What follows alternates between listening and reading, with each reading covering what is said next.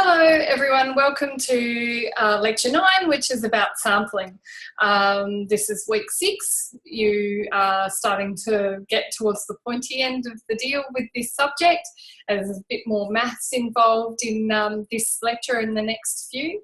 I just encourage you not to worry too much about the maths in here.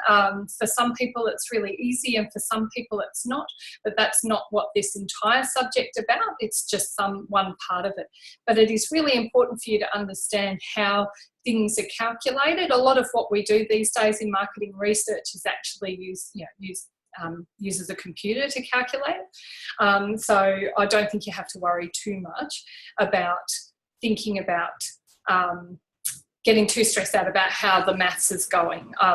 What I really want you to do is to try and understand the concepts. Make sure you read the readings. If you're having any difficulty and you really do want some help, then I'd encourage you to contact the Maths Help Centre, which is, there's a link for it on the Moodle site. If you're really feeling at sea and you really feel like you need to know a bit more than you are knowing, then I think probably the best thing to do would be to contact me as a Flex student, or if you've got a lecturer on campus, then to go and see them. So just maybe send me an email if you're concerned about anything, but don't panic too much, okay? It's just important that we cover this off because it's an important part of marketing research, is to understand the maths behind it. Right, okay, so in this lecture, I'm going to talk about selecting a sample and determining the sample size. This is really strongly based on chapters 9 and 10. I'd encourage you to read it. I follow it quite closely. So I'm just going to point out some of the key things that I think you probably need from that. I've also given some really useful links to the Statistics Learning Centre on YouTube, and I'd really encourage you, if you're concerned or you're not sure that you're really getting the concepts, to have a look at those as well, and I'll put links to those on the website on Moodle. Okay, all right, I'm going to speed through this just a little bit because it's quite a big lecture. There's a lot to talk about. I can go over anything if you need me to talk further about anything through the tutorial. Okay, so in terms of the 11 steps of marketing research, we're up to step 8, okay, which is determining the sample plan and size. Okay, so the sample plan describes how each sample element or unit is to be drawn from the total population. Okay, so that's how you're going to do it. That gives you representativeness. So it shows how you're going to represent your population. Sample size is how many elements of the population should be included in the sample, and that gives you accuracy, both of which are really important when you're thinking about doing marketing research, because obviously the results from your research are going to be going into making business decisions in the future for people, and often that can cost money. All right, I'm just going to move my head out of the way for you there so you can see. Okay, so there's Qualtrics gives you some information on 5 common sampling errors, which is really useful to have a little bit of a read of. And also there's a video, the Statistics Learning Centre has done a video on sampling on YouTube, which I'd also encourage you to have a look at. So there'll be links to that on the Moodle site. Okay, so some terms. In terms of sampling, okay, some very commonly used terms. Population is the entire group under study as defined by the researcher. So, for example, your population might be all the people who use a bus service, but it's really not efficient to actually survey everybody who uses the bus. So you need to engage in sampling so you can get some representative members to give you the information that you can then infer or take the information out to consider that it represents the entire population, okay? So sampling is gathering information about selected elements from the population or universe to draw inferences about a larger group, okay? To think about a larger group. The inference is when we draw conclusions about the population from the sample, yep. Okay, all right, so here we go. Population. There's our population. That's everyone who, for example, who uses a bus service. I'll try and stick with that one as a sort of common theme. Okay, there's your sample frame. Okay, so your sample frame is a master list of the entire population who can be sampled. It's never going to be 100% accurate. There's going to be people with wrong addresses. You might get people on there who don't actually use the bus service. There can be error. Okay, and there's the sample. The sample falls within the sampling frame. It's a subset of the population that should represent the entire group. That's the whole idea of what we're talking about, is trying to get a subset of the population that you can take inference from to apply to the entire population. Okay, the sample unit is the individual. That's usually a person in what we're doing. Okay, sampling frame error. Okay, so that's the bit where your sampling frame hasn't quite covered your population. There might be some who are who should be in who aren't, and some who are in who shouldn't be. Okay, your sample error. There's always error in sampling. The idea is to try and get to understand what your error is, so you can accurately predict the range in which your predictions might fall. Okay, so and there's lots of different types of sample error, which we'll discuss in a minute.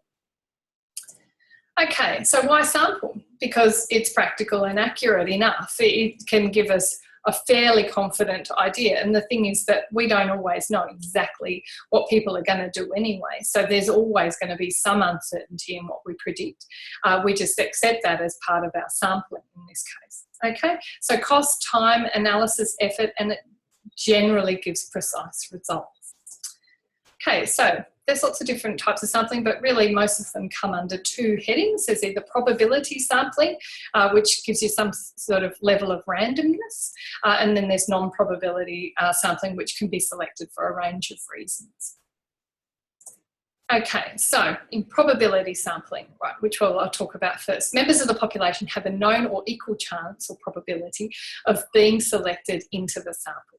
Okay, so the types is simple random sampling. So the different types of probability sampling is simple random sampling, systematic sampling, cluster sampling, and stratified sampling. And I'll talk about each one of those. Okay, simple random sampling. Now, if you want a further explanation of this, because I'm just trying to make sure that I get all the information across to you, I'd encourage you to have a little bit of a read in the textbook. Okay, so this is discussed a little bit more in detail there. Simple random sampling is the probability, gives you the probability of being selected into the sample.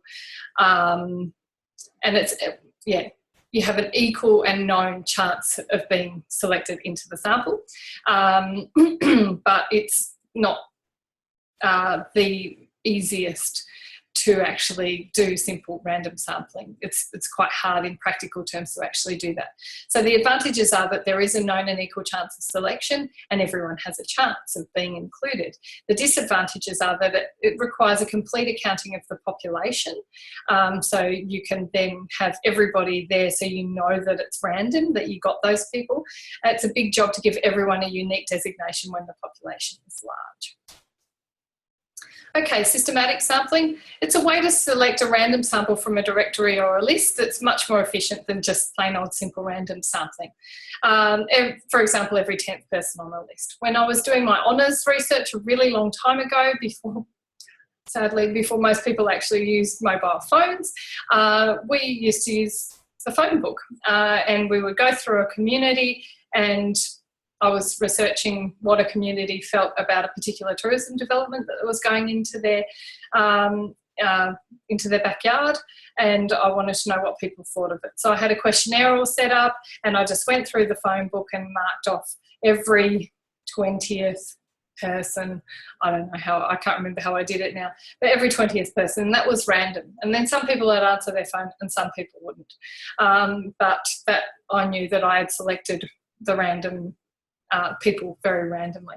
So the advantages are that there's an approximate known and equal chance of selection. It's efficient and it's a bit less expensive than simple random sampling. The disadvantages are that there's a small loss in sampling precision, but it's not very big. Okay, cluster sampling is when the population is divided into subgroups called clusters, each of which could represent the entire population. So you're just dividing up your sampling frame into clusters. The advantages are that it's less expensive and fairly efficient, but the disadvantages are that you can have cluster specification error, but because if you might not be able to ensure that the clusters have been described correctly. Okay, area sampling. All right, so area sampling is basically a geographic form of cluster sampling. So you can have one step where you just focus on one area, or two-step where you take a random sample of areas and use a probability method to sample within the areas. Okay, this is specific to geographic, so you might get one community within a certain radius of a particular bus stop. If you're thinking about a bus service and you're looking to survey usage of it, for example, so you might do that for a whole range of specified areas, and then use a probability method to sample within that cluster, within that area. Okay, the advantages are that it's efficient and less expensive. Disadvantages are, again, that you need to make sure that you've specified your clusters correctly. Okay, stratified sampling separates the population into different strata or subgroups, and then samples each of these subgroups. This is really particularly useful when you've got a skewed population, when you know that you need to get more of a certain group of people. For example, on a bus, you might know for a fact that half of the people on your bus service are using a pension card, and so you actually want to make sure that you're getting a fair representation of the people who use pension cards in your sample, and that's so you're setting up different strata to make sure that they're sort of sub-samples within the sample. It takes a smaller sample size to produce a reliable answer if you know that it's representing the same dimensions as your population. For example, if you know that 50% use a pension card, and then you guarantee that you get 50% of pension card users in your final sample, then you're more likely to have a more reliable answer. The disadvantages are that it's actually more complex sampling. It's a more complex sampling plan that requires a different sample size for each stratum, and you need to understand your population properly to be able to stratify it, which in the case of a bus company, you might actually know that. All right, so non-probability sampling. Okay, so the selection into sample is not based on fairness, equity, or equal chance. And you might think to yourself, oh, well, why would you do that? But actually there's some really good reasons for doing that. Sometimes sampling is just about securing participants, and you might already have a really good idea of what pre-qualifications they might need. I used what is in here written as snowball referral sampling when I was doing some of my research for my PhD. And that was a case of interviewing somebody and then asking them if they knew someone else who might be interested in talking to me, who might have some interesting things to say. And I actually did quite a lot of my recruitment that way, because in the end I was interested in interviewing opinion leaders, and I wanted to know who the opinion leaders thought the opinion leaders were. So it was a self-selection process that was quite important to my research. Okay, so convenience sampling is based on ease of accessibility. So convenience sampling is just a case of going, you know, I walk down to the Esplanade, in our case, which is a really commonly used area in Cairns. I walk down there and I just talked to the first 15 people that I saw, and it's convenience. They were convenient to me, so I spoke to them. It's cheap and easy and quick. Hang on, I'm just going to say, oh yeah, no, I don't go into any more detail on this, I just want to make sure. Okay, judgmental is you deliberately select sample to conform to some criteria. So for example, in my case, opinion leaders, I wanted people who had senior roles in government and consultancy in Cairns. So I had I was judging them for what they were and then specifically targeting them to sample. The snowball, as I've explained, and quota. Relevant characteristics are used to segregate the sample to improve its representativeness. So you have a quota of particular number of people you really need to speak to. 16 Indigenous people, 14 German people, and 3 Australians, or something like that. White Australians, something like that. So there's that possibility that you might fulfill your quota that way. Yeah, so you need to sort of set up the proportions already of what you want. And there's really good reasons for doing this. but what we're going to talk mostly about is probability sampling. Okay. All right, online sampling techniques. Okay, so right, online panels, large numbers of people who have agreed to participate in online surveys. It doesn't sound very reliable, but a lot of those people just do it for money, and actually they are quite, if they, you know, they give their demographics, and so you can pre-choose them and you can use their data quite easily. River Samples is created using banners, pop-ups, other online devices, inviting website visitors to take part in a survey, and email list samples. So you buy a list of emails basically to send them surveys. It doesn't have a huge response rate, but some people find it quite useful. Okay, right, so this is really important. Okay, so your sample accuracy is how close a random sample statistic is to the true population's value it represents. Okay, when we're thinking about sample size, that's what we're really thinking about, is how accurate it is representing the whole population. So of course it's really important when you're making big business decisions based on that. Okay, so these are some idioms that come from the textbook, but they're really worth thinking about, and this is what guides the rest of this lecture. The only perfectly accurate sample is a census. Okay, so anything else will always have some inaccuracy, but the larger the sample is, the more accurate it is. Okay, sample error can be capped, but at some point you don't want to just take a massive sample, because there might be no point. You might have actually answered all your questions at 500, so why take 1,000 in your sample if you didn't need it? Okay, sample error can be calculated with a simple formula, expresses a plus or minus percentage number. You can take any finding in the survey, replicate the survey with a random sample of the same size, and be very likely to find the same finding within the percentage plus or minus range of the original sample finding. Okay, so if it's plus or minus 3%, then, you know, it might be like 80% plus or minus 3%, so the next sample is likely to have somewhere between 77 and 83%. Yep, so you know that you've got a sort of a range of acceptable, a range of answers in there. Okay, in almost all cases, the sample error of a random sample is independent of the population. A random sample size can be a tiny percent of the population size and still have a small sample error.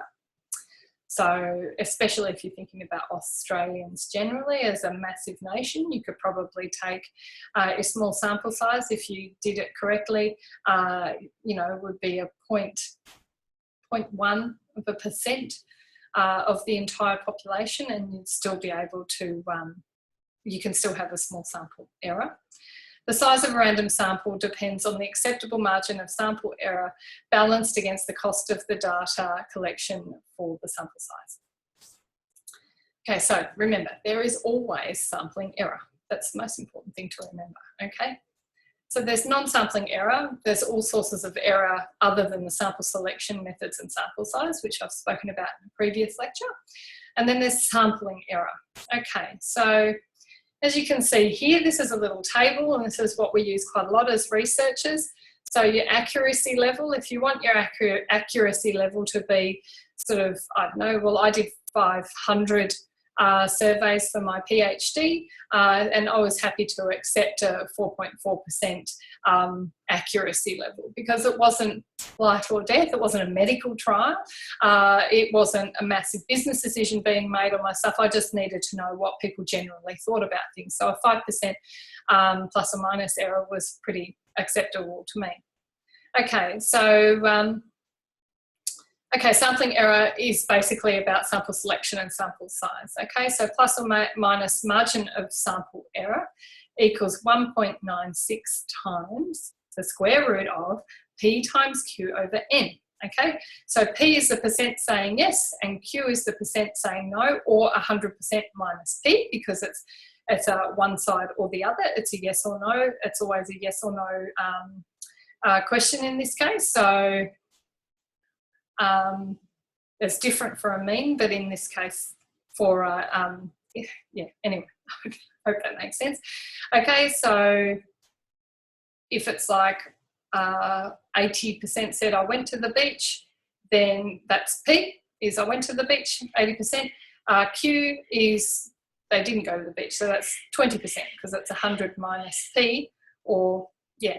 So it always P plus Q always equals 100%. Okay, P times Q is part of the margin of sample error and equation, and then N is the number in the sample. Okay, so that's how you calculate the margin of sample error. Okay, so confidence intervals and sample size. Please go ahead and watch that video on understanding confidence intervals. I've got another one coming up on sample size as well. They will do a better job of explaining this to you than me over the computer, but I will give you the details of what we think you probably need to know, especially from the textbook. Okay.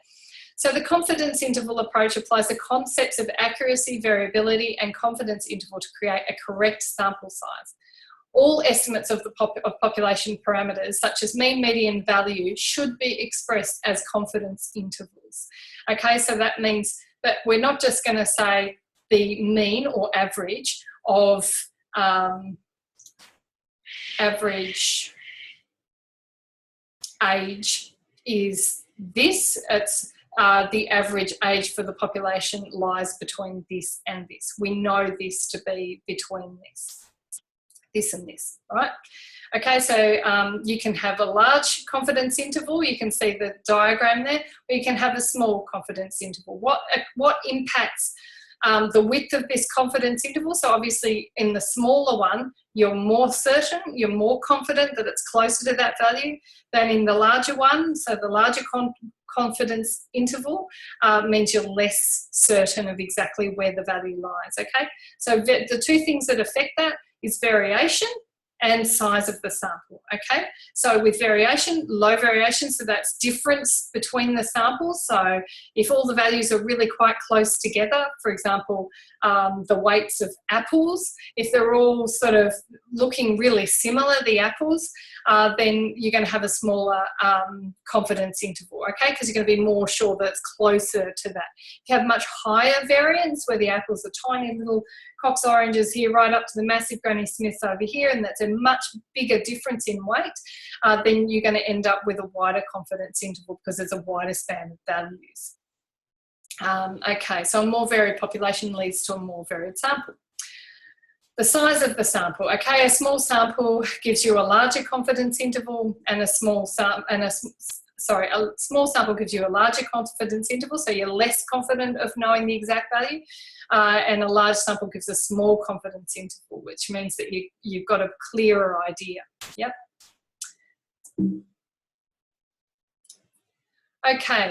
Okay, finding so this is calculating confidence interval for a mean. For a mean, it's another video that's worth watching. Finding the confidence interval for a mean using a formula. Okay, so I'm just telling you this stuff. You don't actually have to be able to do it yourself, but it's really important for you to understand how it's calculated so you can understand it as you move forward. Okay, so variation is measured by calculating standard deviation in the sample. Standard deviation tells us the average distance values are from the mean in the sample. Okay, so this is the central limit theorem. Here's your mean straight down the middle. Okay, and this is your standard deviation. There's one, there we go, on either side. And that's your percent, right? Okay, so 95, so the thing is that you are going to represent, your sample represents pretty much everything that's in the little brown section there, but it misses those little blue bits at the edge. Okay, so you're 95% confident that your mean falls within this range. Hope that makes sense. So here you can see how if you change your sample size, your confidence intervals change, your sampling error changes too. Okay, so the red maroon coloured one is only 100, okay, so your sample error is bigger as you get further out, okay. With the 1000, the light blue one, it's much, much closer. So this is a wider confidence interval as the red one, okay, because you've got a smaller sample size, and this is a narrower confidence interval is the blue one because you've got a much larger sample size. Okay, finding the confidence interval for a mean using a formula. Okay, so I'm just going to tell you this stuff. Have a look it up, have a look at the videos, and see how you go with it. Okay, so standard error is how spread out we expect the means to be. Okay, so big S is standard deviation and little n is sample size. Okay, so your standard error is worked out by calculating standard deviation over the square root of the sample size. Okay, confidence interval, the more confident we wish to be, the larger our confidence interval needs to be. It's usually, well, here we go. So it's, standard deviation, n equals sample size, t equals t value, which you find on a table. That's based on your sample size, and I'll show you that in a second. And x bar is mean, okay? So that's your mean plus or minus your t over standard deviation divided by square root of your sample size. I hope that makes sense. Okay, so your sample size is what size sample you need. Okay, so n is the sample size, yep, so that's what you're trying to work out. And that equals z squared. So z is the standard error with the chosen level of confidence, and you look at a table to get that. Brackets PQ, so that's P times Q again, right, which is your variability, okay? So that is percentage saying yes times percentage saying no. Over the acceptable sample error expressed as a percent, okay? So, give you an example, might help. Okay, 99% confidence interval sample size, okay? Usually we use 95 and we're quite happy with that, but in this case we've used 99. Okay, n equals sample size.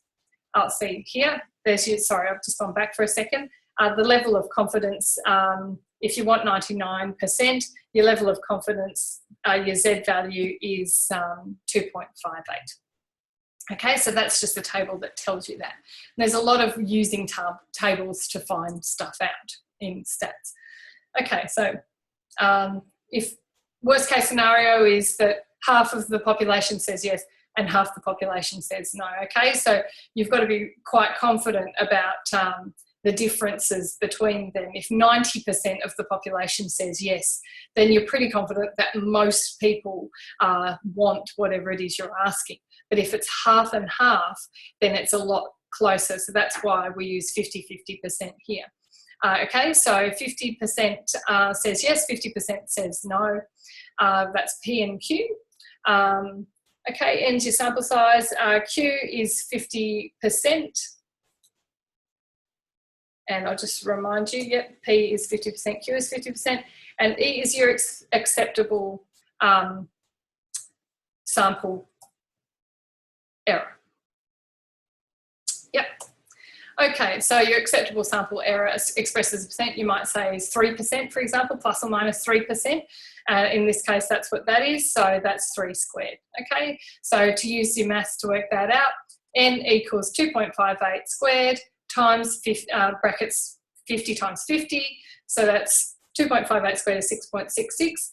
50 times 50 is 2,500, okay? And when you've got something next to brackets, it means it's times. So that means that 6.66 times 2,500 is 16,650 divided by 9, which is 3 squared, equals 1850. Okay, so that is 1,850 is the sample size that you need. And I forgot to mention actually in this one that this is actually drawn from the dominoes example actually in the book.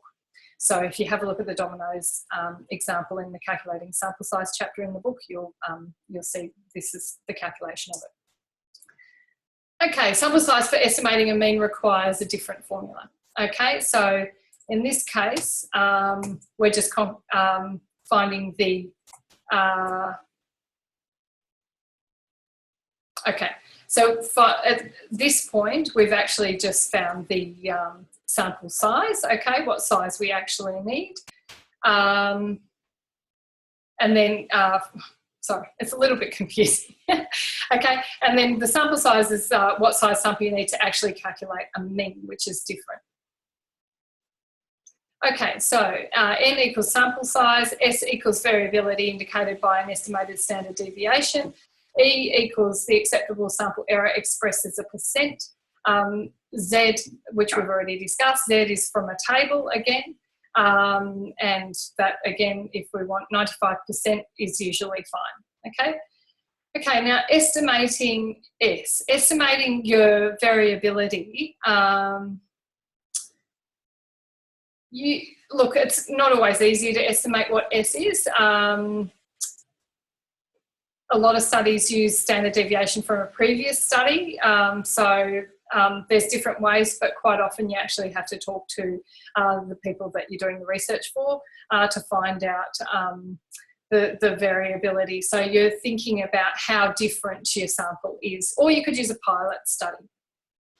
You estimate the range that the value you're estimating can take, max and min. So the value is going to be between, for example, the weights of apples is going to be between, you know, I don't know, 100 grams and 150 grams, for example.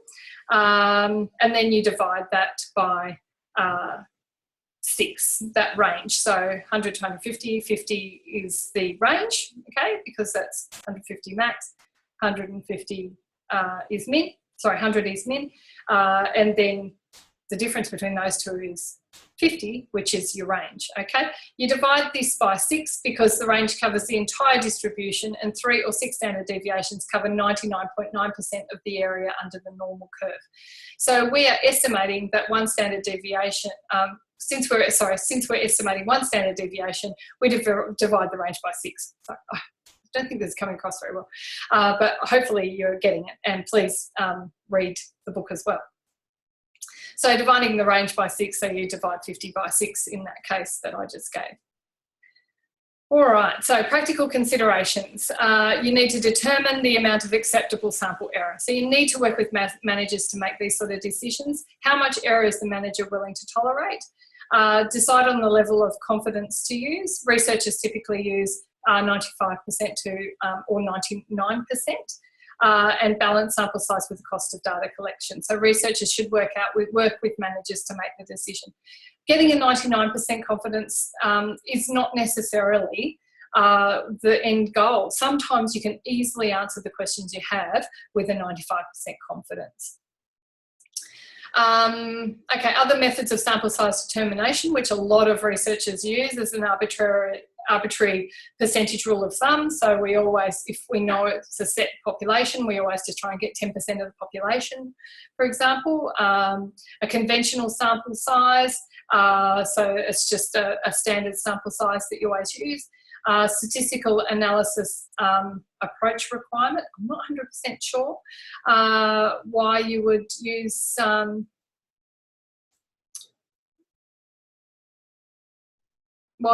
that, but basically, I'm just trying to think of an example for you. So the statistical analysis approach, there might be a different way that you can approach the calculation of the sample size depending on what you need the data for, and the cost basis. So we'll just sample until we run out of money. It's a pretty standard one. Okay, sample plans. A sample plan is a definite sequence of steps that the researcher goes through in order to draw and ultimately arrive at the final sample.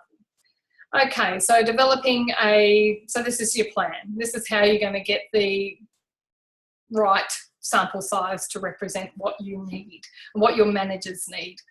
Developing a sample plan. Okay, define the relevant population, obtain a sample frame. Within this, you can list all of those within a population who can be sampled. So that's what a sample frame is. So you've got to list all of those within the population who can be sampled.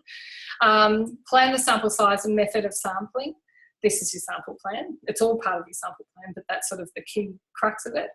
Conduct the research using the sample, validate the sample, so sample validation, looking at the characteristics of the sample to judge how well it represents the population, and resample if necessary. So in your sampling plan, it's really important to make sure that you allow for resampling if you haven't accurately represented. So for example, if you know on your cruise ship that you have a lot of young families, but your sample isn't giving you many young families, maybe they're too busy to fill in an online survey that's been sent to them, you may need to resample and perhaps reconsider your sampling strategies.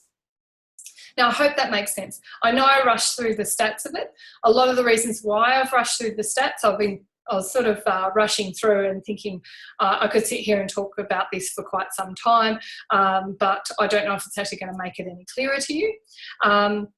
I think probably I don't want to place an emphasis on the stats too much. I want you to be aware of the fact that you need to calculate your sample size. You can do it using these formulae, that there are tables available to help you, that you have a specific confidence level, and usually 95% to 99% is okay.